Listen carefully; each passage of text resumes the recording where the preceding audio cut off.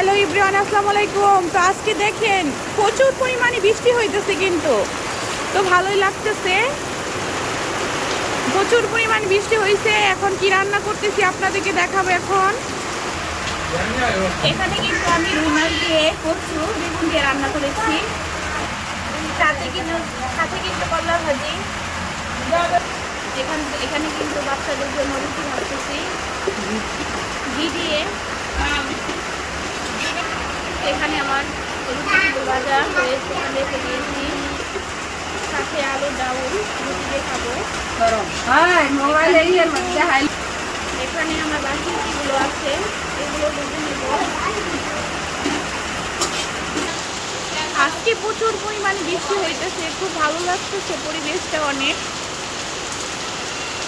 আর এখানে তো পানি দিয়ে ভরেই যায়, হাঁটা চলা অনেক কষ্ট হয়ে যায় যখন বৃষ্টির পানি পড়ে তখন।